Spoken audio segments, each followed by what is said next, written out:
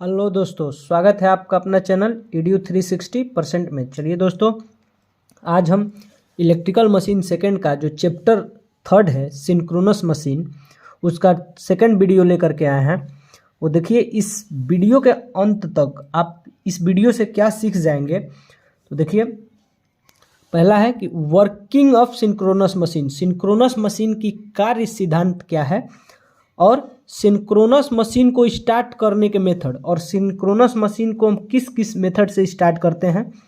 देखिए, तो चूंकि दो मेथड होता है, एक एक्सटर्नल प्राइम मूवर मेथड, तो एक्सटर्नल प्राइम मूवर मेथड का यूज करके हम कैसे स्टार्ट करते हैं यह पढ़ रहे होंगे। और दूसरा मेथड होता है डैम्पर, किलर या एमिट्योर वाइंडिंग का यूज करके हम कैसे करते हैं। तो इस वीडियो से आप इतना सीख के जाएंगे। यदि आपको इस वीडियो का PDF चाहिए तो हमारे टेलीग्राम चैनल को ज्वाइन कीजिए, जिसका लिंक डिस्क्रिप्शन में दिया हुआ है। तो चलिए बिना देर के स्टार्ट करते हैं। देखिए दोस्तों, तो working of synchronous machine, synchronous machine का कार्य सिद्धांत। तो देखिए क्या होता है कि चूंकि इससे पहले भी एक वीडियो हो चुका है सिंक्रोनस मशीन का, वीडियो 1, वो भी आप देख लीजिए, तब इस वीडियो को आप अच्छे से समझ पाएंगे। तो जब सिंक्रोनस मशीन के स्टेटर को 3 फेज AC सप्लाई से कनेक्ट करते हैं तो 3 फेज डिस्ट्रीब्यूटेड वाइंडिंग के द्वारा एक रोटेटिंग मैग्नेटिक फील्ड का प्रोडक्शन होता है जो NS स्पीड से घूमता है। देखिए, जो हमारा सिंक्रोनस मशीन है उसका स्टेटर जो है वो 3 फेज इंडक्शन मोटर के स्टेटर के ही समान है। तो जब हम इसके स्टेटर को 3 फेज डिस्ट्रीब्यूटेड वाइंडिंग को 3 फेज AC सप्लाई देते हैं तो इसमें डिस्ट्रीब्यूटेड वाइंडिंग है।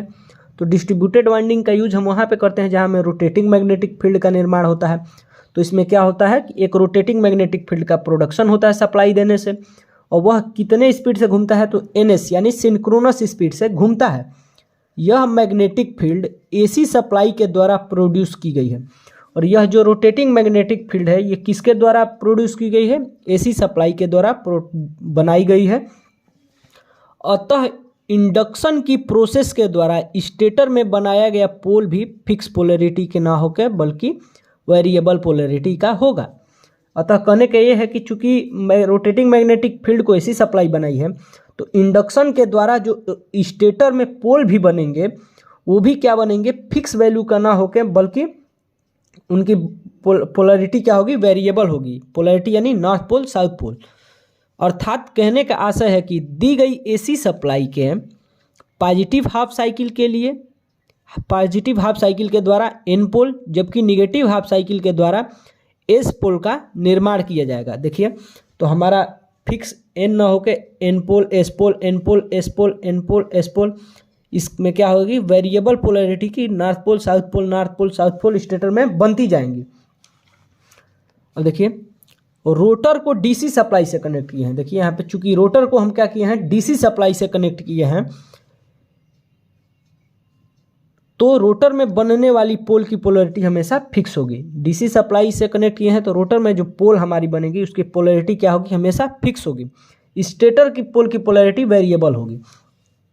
इस प्रकार मशीन की वर्किंग समझने के लिए 2 केस पर विचार करेंगे, और इस प्रकार हम मशीन की कार्य सिद्धांत को समझने के लिए 2 केस लेंगे। देखिए, पहला केस है कि जब स्टेटर में बना नॉर्थ पोल, जब स्टेटर में जब नॉर्थ पोल बना है और रोटर में बना नॉर्थ पोल एक दूसरे के प्रभाव में आते हैं। स्टेटर में बना नॉर्थ पोल और रोटर में बना नॉर्थ पोल एक दूसरे के प्रभाव में आते हैं, तो दोनों की पोलैरिटी सेम होने के कारण दोनों पर एक दूसरे पर रिपल्सन फोर्स लगाते हैं। देखिए, नॉर्थ पोल रोटर में भी है, नॉर्थ पोल स्टेटर में भी है, दोनों की पोलैरिटी सेम, हम जानते हैं सेम पोलैरिटी रिपल्सन फोर्स लगाते हैं। तो दोनों रोटर और स्टेटर एक दूसरे पे रिपल्सन फोर्स लगाते हैं। अतः इस कंडीशन में रोटर पर लगने वाला टॉर्क एंटी क्लॉकवाइज डायरेक्शन में होगा। अतः इस कंडीशन में रोटर पर लगने वाला टॉर्क किस डायरेक्शन में होगा, एंटी क्लॉकवाइज, यानी घड़ी के चलने के उल्टे दिशा में। अब दूसरा केस है, तो देखिए कि जब स्टेटर का साउथ पोल और रोटर का नॉर्थ पोल एक दूसरे के प्रभाव में आते हो, तो अब स्टेटर का साउथ पोल और रोटर का नॉर्थ पोल एक दूसरे के प्रभाव में आ गए हैं। इस कंडीशन में दोनों की पोलैरिटी अलग अलग होने के कारण दोनों पर दोनों एक दूसरे पर अट्रैक्शन फोर्स लगाएंगे। और अब क्या है, दोनों की पोलैरिटी क्या है, स्टेटर की और रोटर की अलग अलग है। स्टेटर की पोलैरिटी और रोटर की पोलैरिटी अलग अलग होने के कारण क्या होंगे कि एक दूसरे पे अट्रैक्शन फोर्स लगाएंगे, जिसके रिजल्टिंग रोटर पर क्लॉकवाइज डायरेक्शन में टार्क कार्य करेगी। जिसके रिजल्टिंग क्या होगा दोस्तों, तो रोटर के क्लॉकवाइज डायरेक्शन में टार्क काम करेगी। इस प्रकार एक कंप्लीट साइकिल के लिए रोटर पर वर्क करने वाला टॉर्क 0 हो जाएगा। और इस प्रकार एक पूरे कंप्लीट साइकिल के लिए रोटर पर कार्य करने वाला टॉर्क क्या हो जाएगा, 0 हो जाएगा और रोटर नहीं घूमेगा। अतः जो सिंक्रोनस मशीन होती है वो सेल्फ स्टार्ट नहीं होती है, खुद से चलने वाली नहीं होती है। चलिए दोस्तों आगे देखते हैं। देखिए, तो सिंक्रोनस मशीन सेल्फ स्टार्ट नहीं होता है। सिंक्रोनस मशीन सेल्फ स्टार्ट नहीं होता है। अगला जो है, अब सिंक्रोनस मशीन खुद से स्टार्ट होने वाला नहीं है, तो अगला टॉपिक आता है सिंक्रोनस मोटर को स्टार्ट करने के मेथड। सिंक्रोनस मोटर को किस किस मेथड से स्टार्ट कर सकते हैं, तो देखिए 2 मेथड है सिंक्रोनस मोटर को स्टार्ट करने के लिए। पहला है by using external prime mover method, और बाय यूजिंग डैम्पर वाइंडिंग और एमेच्योर या किलर वाइंडिंग। डैम्पर वाइंडिंग को ही एमेच्योर या किलर वाइंडिंग भी कहते हैं। तो देखिए पहला जो है कि by using external prime mover method, तो देखिए इस मेथड में क्या किए हैं कि हम सिंक्रोनस मोटर के शाफ्ट को हम किसी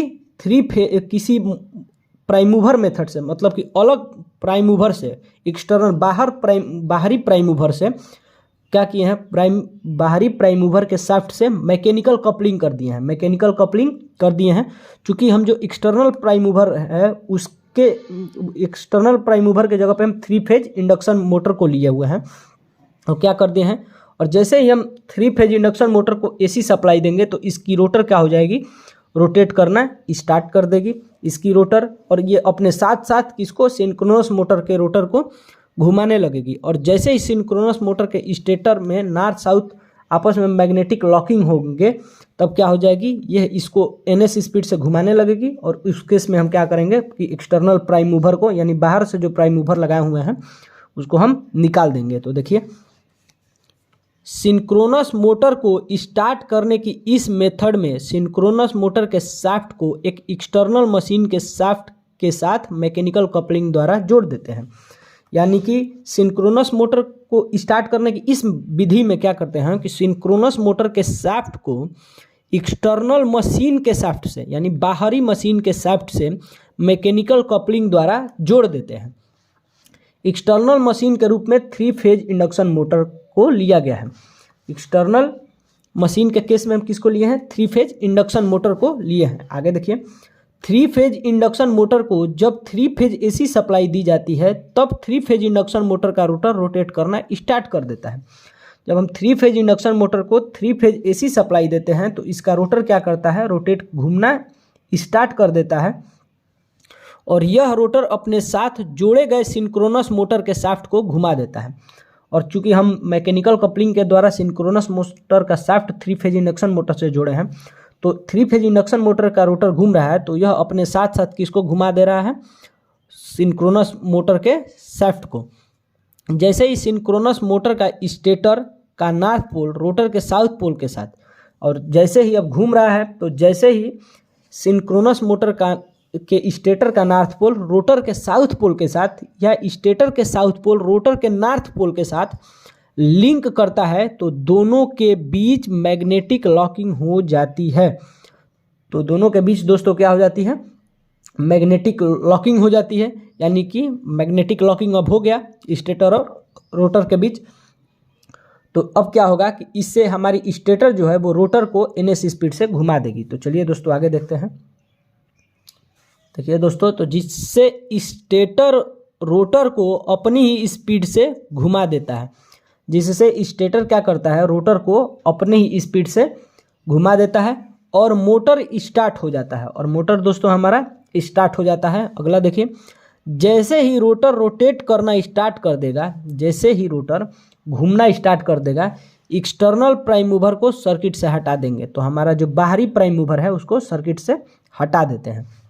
अगला है कि सिंक्रोनस मशीन का स्लिप 0 होता है। सिंक्रोनस मशीन का स्लिप कितना होता है? 0।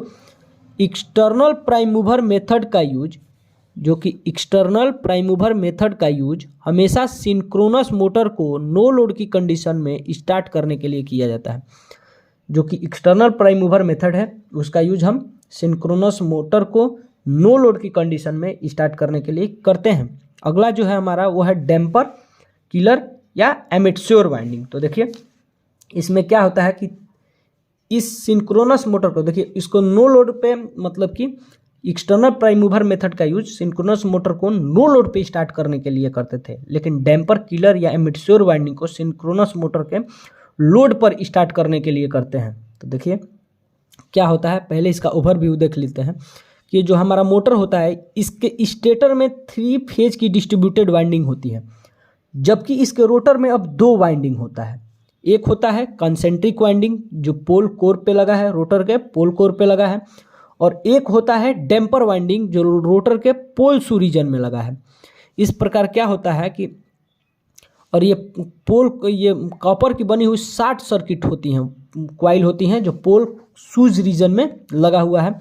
अब क्या करते हैं कि जैसे ही हमारा मोटर को क्या करते हैं 3 फेज एसी सप्लाई से देते हैं तो इसमें फ्लक्स बनता है, ईएमएफ बनता है। इस फ्लक्स के द्वारा जब इस पर प्रभाव पड़ता है तो इन दोनों में क्या होता है, फ्लक्स चेंज के कारण दोनों का ईएमएफ, दोनों में अलग अलग ईएमएफ बनता है, जिससे दोनों में अलग अलग करंट भी बनती हैं। अब दोनों में अलग अलग करंट बनने की वजह से क्या होता है कि लेंज लॉ को सेटिस्फाई करने के लिए रोटर हमारा रोटेट कर जाता है। उस केस में हम क्या किए रहते हैं कि इस कंसेंट्रिक वाइंडिंग को शॉर्ट किए रहते हैं, और जैसे ही घूमना स्टार्ट कर देता है तो शॉर्ट को हटा के वहाँ पे डीसी सप्लाई लगा देते हैं। जैसे ही डीसी सप्लाई लगाते हैं तो इसके रोटर पे साउथ या नॉर्थ पोल बन जाता है, और जैसे ही स्टेटर के साउथ या नॉर्थ या साउथ पोल से लिंक करता है उस केस में क्या होता है कि रोटर स्टेटर के स्पीड के साथ ही घूमने लगता है। तो देखिए दोस्तों आगे पढ़ते हैं कि सिंक्रोनस मोटर को स्टार्ट करने के इस मेथड का यूज लोड के कंडीशन में स्टार्ट करने के लिए करते हैं। जो डैम्पर, किलर या एमेच्योर वाइंडिंग के द्वारा जो हम मोटर को स्टार्ट करते हैं सिंक्रोनस मशीन को, लोड के कंडीशन में, यानी कि जब मोटर सॉफ्ट शाफ्ट पे लोड लगा हो उस कंडीशन में स्टार्ट करने के लिए करते हैं। अब देखिए सिंक्रोनस मोटर को स्टार्ट करने के इस मेथड पर स्टेटर पर 3 फेज डिस्ट्रीब्यूटेड वाइंडिंग करते हैं। क्या करते हैं, सिंक्रोनस मोटर को स्टार्ट करने के इस मेथड पर स्टेटर पर हम क्या किए रहते हैं 3 फेज की डिस्ट्रीब्यूटेड वाइंडिंग, तथा रोटर पर 2 वाइंडिंग होता है। तो रोटर पे कितने वाइंडिंग होता है, 2 वाइंडिंग, पहला कंसेंट्रिक वाइंडिंग, दूसरा डैम्पर वाइंडिंग। पहला कंसेंट्रिक वाइंडिंग, दूसरा डैम्पर वाइंडिंग। चलिए दोस्तों इन सब के बारे में देखते हैं। देखिए दोस्तों, कंसेंट्रिक वाइंडिंग रोटर के पोल कोर पर स्थित होता है। कंसेंट्रिक वाइंडिंग कहाँ लगा होता है, रोटर के पोल कोर पर, जबकि डैम्पर वाइंडिंग कॉपर की बनी हुई एक शॉर्ट सर्किट कॉइल होती है। जबकि डैम्पर वाइंडिंग क्या होती है, रोटर की बनी हुई एक शॉर्ट सर्किट कॉइल होती है, जिसे रोटर के पोल शूज पर लगा होता है। जो कहाँ पे लगा होता है, रोटर के पोल शू पर लगा होता है। आगे देखिए, जब सिंक्रोनस मोटर के स्टेटर को 3 फेज एसी सप्लाई से कनेक्ट करते हैं, यानी कि जब हम सिंक्रोनस मोटर के स्टेटर को 3 फेज एसी सप्लाई देते हैं तब स्टेटर में ns स्पीड से घूमते हुए एक मैग्नेटिक फील्ड का प्रोडक्शन होता है। तब स्टेटर में क्या होता है, एक ns स्पीड से घूमता हुआ मैग्नेटिक फील्ड का प्रोडक्शन होता है, मतलब निर्माण होता है। यह रोटेटिंग मैग्नेटिक फील्ड रोटर पर लगी हुई स्टैटिक डैम्पर और कंसेंट्रिक वाइंडिंग को कट करती है, और यह रोटेटिंग मैग्नेटिक फील्ड क्या करती है, रोटर पर लगी हुई स्टैटिक स्थिर डैम्पर और कंसेंट्रिक वाइंडिंग दोनों को कट करती है। तब फैराडे के लॉ के अनुसार इन दोनों वाइंडिंग में ईएमएफ का निर्माण होता है। इन दोनों वाइंडिंग में क्या होता है, ईएमएफ का निर्माण होता है, और दोनों वाइंडिंग में करंट का फ्लो होता है। और दोनों वाइंडिंग में जब ईएमएफ बन गया तो दोनों वाइंडिंग में करंट फ्लो होगी। अतः लेंज लॉ को सेटिस्फाई करने के लिए रोटर स्टेटर का विरोध करेगा। रोटर क्या करेगा, स्टेटर का अपोज करेगा या विरोध करेगा, और रोटर घूम जाएगा, और रोटर हमारा क्या होगा, घूम जाएगा। इस पूरी मेथड के दौरान कंसेंट्रिक और दोनों वाइंडिंग, कंसेंट्रिक और डैम्पर वाइंडिंग दोनों वाइंडिंग को शॉर्ट रखते हैं, जैसे कि डायग्राम 1 में दिखाया गया है, जैसे कि आपको पीछे हम दिखाए थे। जैसे ही रोटर रोटेट करना स्टार्ट कर दें, और जैसे ही रोटर रोटेट करना स्टार्ट कर देता है तो शॉर्ट की गई कंसेंट्रिक वाइंडिंग को तुरंत ओपन करके डीसी सप्लाई दे देते हैं। तो चूंकि पहले में डीसी सप्लाई लगा हुआ है, उस डीसी सप्लाई सोर्स को हटा करके और वहाँ पे शॉर्ट कर लीजिएगा, तो डीसी सप्लाई दे देते हैं, जिससे रोटर में नॉर्थ तथा साउथ पोल बन जाएगा, जिससे रोटर में हमारा क्या होगा, नॉर्थ पोल तथा साउथ पोल बन जाएगा।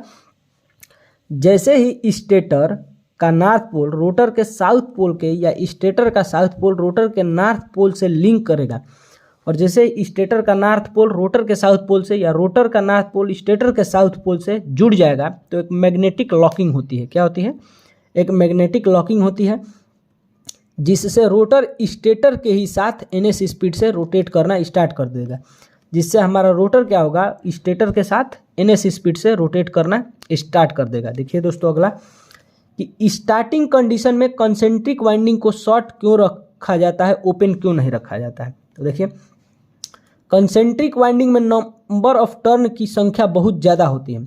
नंबर ऑफ टर्न की संख्या क्या होती है, कंसेंट्रिक वाइंडिंग में बहुत ज़्यादा होती है। अतः स्टेटर के प्रभाव से फ्लक्स चेंज के कारण इस वाइंडिंग में बहुत अधिक मात्रा में ईएमएफ का निर्माण होगा, और जब स्टेटर में फ्लक्स का प्रभाव जब इस पे पड़ेगा तो इसमें नंबर ऑफ टर्न बहुत अधिक होने के कारण इसमें ईएमएफ बहुत अधिक बन जाएगा। तो ईएमएफ इस वोल्टेज के मान को ढोने के लिए, अब देखिए जो ईएमएफ बना हुआ है कंसेंट्रिक वाइंडिंग में, आगे चलिए देखते हैं, जो अधिक ईएमएफ बना हुआ है कंसेंट्रिक वाइंडिंग में, उसको बियर करने के लिए यानी ढोने के लिए लगने वाला इंसुलेशन की गुणवत्ता भी अधिक होनी चाहिए। लगने वाले इंसुलेशन की क्वालिटी क्या होनी चाहिए, अधिक होनी चाहिए, जिससे इंसुलेशन की कास्ट बढ़ने से ओवरऑल कास्ट बढ़ जाएगी। जिससे क्या होता है दोस्तों, इंसुलेशन की कास्ट बढ़ने से हमारी क्या होती है, ओवरऑल कास्ट बढ़ जाएगी। यही कारण है कि इसे ओपन न रख के शॉर्ट रखते हैं। यही कारण है कि इसे ओपन न रख के क्या रखते हैं, शॉर्ट रखते हैं, क्योंकि शॉर्ट सर्किट की कंडीशन में करंट मैक्सिमम और वोल्टेज मिनिमम हो जाता है। क्योंकि दोस्तों शॉर्ट सर्किट की कंडीशन में क्या हो जाता है, करंट हमारी मैक्सिमम हो जाती है और वोल्टेज हमारा मिनिमम हो जाता है। तो देखिए यह चूँकि जनरली यह कितने प्रकार के इंसुलेशन होते हैं, वो है एक वाई टाइप का इंसुलेशन होता है। वाई जो क्या होता है कि 90 डिग्री सेंटीग्रेड तक कार्य करता है ठीक से, और 90 डिग्री सेंटीग्रेड से ऊपर होने पर यह इंसुलेशन मेल्ट कर जाता है। और एक ए टाइप का इंसुलेशन होता है जो 105 डिग्री सेंटीग्रेड तक अच्छे से काम करता है। एक ई नेम का इंसुलेशन होता है जो 120 डिग्री सेंटीग्रेड तक अच्छे से काम करता है। एक बी होता है जो 130 डिग्री सेंटीग्रेड तक अच्छे से काम करता है। एक एफ होता है जो 155 डिग्री सेंटीग्रेड तक अच्छे से काम करता है। एक एच होता है वो 180 डिग्री सेंटीग्रेड तक अच्छे से काम करता है। और एक सी होता है वो 180 डिग्री सेंटीग्रेड से अधिक तापमान तक अच्छे से कार्य करता है। तो चलिए दोस्तों बहुत बहुत धन्यवाद, मिलते हैं अगले वीडियो में।